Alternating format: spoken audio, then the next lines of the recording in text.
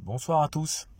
Alors cette vidéo pour répondre à certains commentaires qui m'ont demandé en fait de dire en fait combien de temps, combien de kilomètres on pouvait récupérer en une nuit de charge.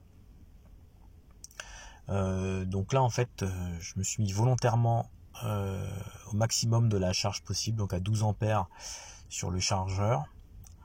Alors ce qui pour moi est pas très conseillé parce que j'ai une installation un peu de fortune, donc là j'ai augmenté exprès pour la vidéo l'ampérage, mais normalement je suis plutôt à 10 ampères pour éviter les problèmes.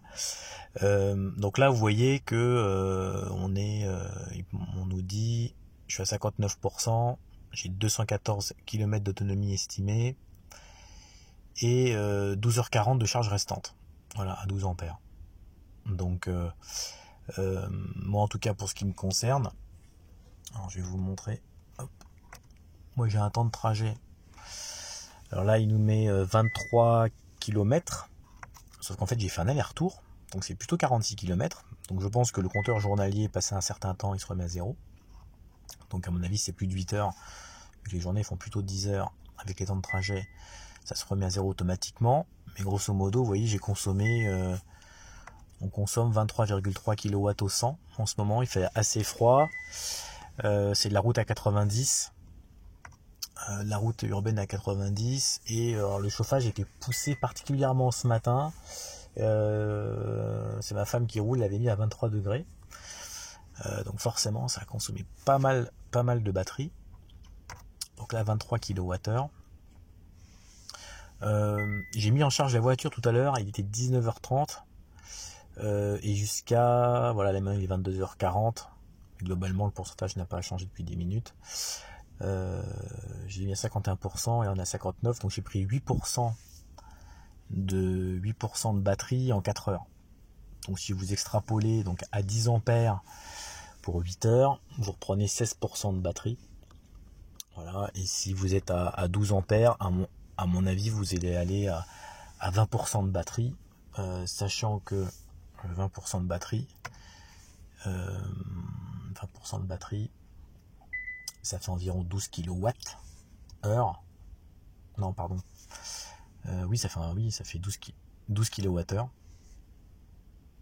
10%, ça nous fait 6, effectivement, ça nous fait 12 kWh. Je vais y arriver, c'est le soir. Et 12 kWh, ouais, vous voyez, c'est ce qu'il me faut. Environ pour faire les 50 km. Voilà. Donc, on va dire qu'en une nuit, on est en mesure de récupérer sans problème 50 à 70 km d'autonomie environ. Voilà, si je ne me suis pas trompé. Sinon, vous me faites la remarque dans les commentaires. Voilà. Qu'est-ce que je voulais vous montrer d'autre ? Oui, donc en fait, dans les menus, vous allez voir qu'on peut adapter aussi la puissance de recharge. Du coup, d'une manière un peu différente sur le chargeur domestique. Les intensités de recharge sont un peu différentes, mais en tout cas, voilà, on a deux moyens de contrôler, et vous verrez qu'on peut aller sur des puissances qui sont encore plus faibles depuis le menu du véhicule. Donc là, je vais me décaler sur le menu du véhicule. Donc je suis allé dans la gestion de la charge. Hop, je vais revenir pour montrer. Donc ça, c'est quand vous avez la... Voilà, vous partez sur le GPS, vous allez dans le menu EV. Dans le menu EV, vous avez cet affichage là, et après on va sur la gestion de la charge et on accède donc à ce menu. Donc plusieurs possibilités. Le menu de charge et climatisation permet de régler notamment la programmation de la charge. Donc moi je programme sur les heures creuses, donc je sais pas si on voit bien. Il faut que je me rapproche, je crois, à chaque fois, sinon on voit pas bien. Voilà. Donc de 23h à 7h. Et on peut aussi programmer la température de l'habitacle selon le départ, l'heure de départ. Donc moi je le règle pour tous les matins de la semaine, à 8h du matin, avoir 20 degrés dans l'habitacle. Sauf que pour bénéficier de cette fonctionnalité, en fait, il faut que le chargeur soit branché à la voiture. Ensuite, pour moi c'est un peu gadget, mais on a la possibilité de programmer aussi un lieu de charge. Donc selon le lieu, donc je pense que c'est couplé avec le GPS, on peut, là j'ai mis Marseille, voilà, on peut moduler voilà, la charge. On commence, tac. Voilà, on peut moduler la puissance réduite. Je ne sais pas si vous avez une résidence secondaire qui a une installation un peu délicate, un peu vétuste, bah, vous pouvez moduler l'intensité de la charge suivant le lieu. Bon. Hop, voilà. Ensuite, limite de rechargement. Donc là, ça peut vous intéresser, par exemple, si vous êtes... donc la DC, c'est un chargeur rapide, donc on peut moduler. Je sais pas, ça peut être intéressant de bloquer à, je sais pas, 80% par exemple. À la maison, c'est pareil. On peut moduler de 0 à 100 la charge batterie. Ce qui va nous intéresser, le courant de charge. Donc AC, donc c'est sur les bornes, les stations bornes publiques.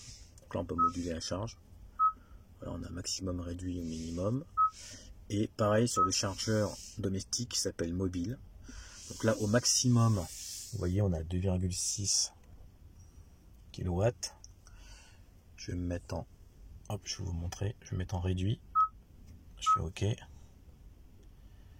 là, on tombe à 2 kW, ce qui correspond à environ 8 ampères. Donc là, ça correspond finalement au réglage bas du chargeur domestique. Et on peut aller encore plus bas.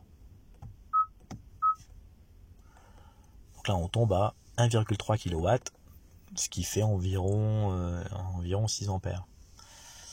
Donc ça peut être intéressant si par exemple comme moi vous avez alors moi j'ai 2 véhicules électriques, donc j'ai aussi le scooter. Le scooter peut se charger à 6 ampères et donc force au minimum. Je peux monter à 10 ampères. Forcément, si j'ai les deux sur la même prise, donc un qui charge à 12, un qui charge à 10, forcément ça va disjoncter. Vu qu'ils sont sur le même, les deux prises de courant sont sur le même circuit de prise, voilà. Donc là éventuellement je pourrais mettre 6 ampères sur le Niro et 6 ampères sur le scooter électrique, sauf que le scooter électrique je pourrais le recharger dans la nuit. Par contre le Niro 1,3 kW, je suis pas sûr de pouvoir faire les 50 km dont j'ai besoin en chargeant à cette vitesse là. Donc voilà, en tout cas voilà, on voit que c'est possible. Donc là, si 8 ampères c'est encore trop puissant, et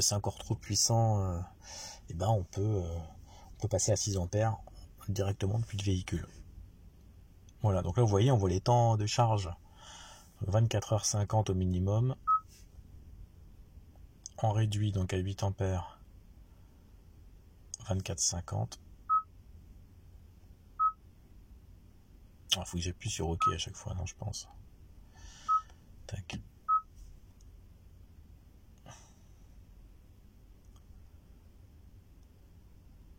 Donc 24,50, voilà, 16h30 à 2 kW.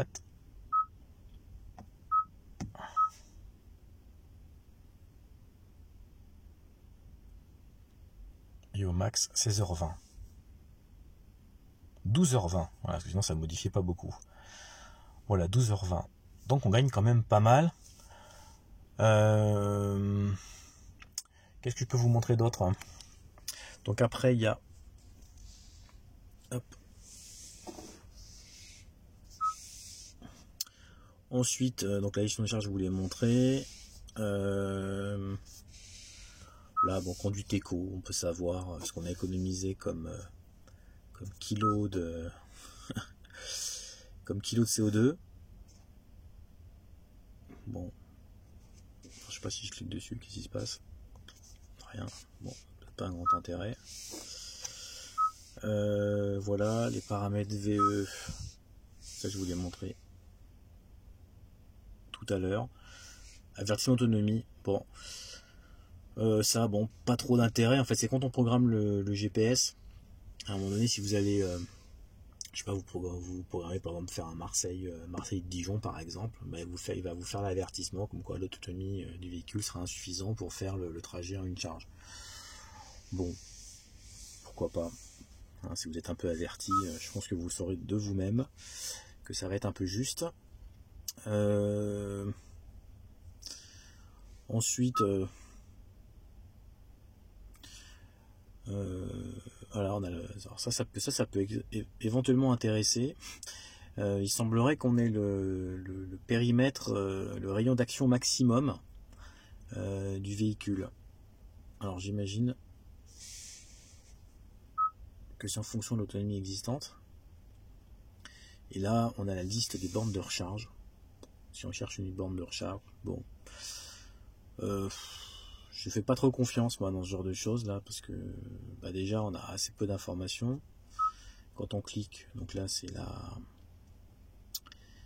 j'imagine que c'est la borne d'un Lidl. Même pas. Port Saint-Louis, non c'est pas ça. Bon. Arles.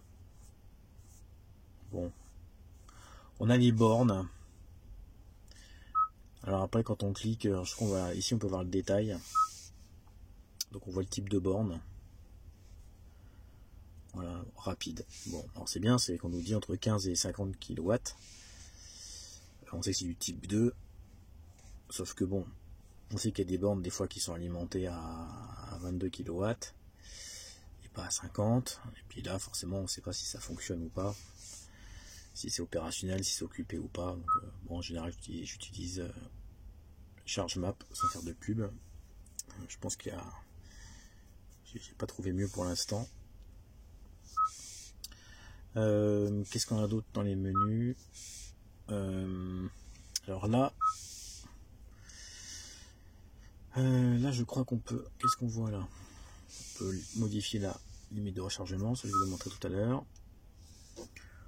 Autonomie restante, autonomie sans clim et l'état de la batterie. Voilà, dans le menu.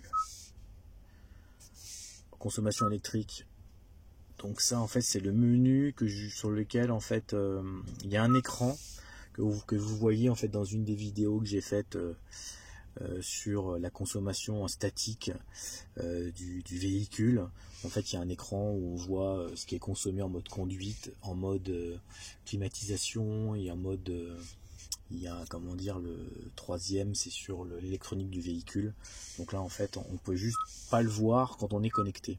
Voilà. Ce menu là. Voilà, mais ça je vous l'ai déjà montré sur une autre vidéo. Voilà pour les menus qui concernent les menus électriques, qui concernent l'électrique du véhicule. Je pense qu'on a fait le tour. Si vous avez des questions, des observations, voilà, n'hésitez pas à m'en parler dans les commentaires. Merci encore d'avoir regardé cette vidéo et je vous dis à très bientôt. Au revoir.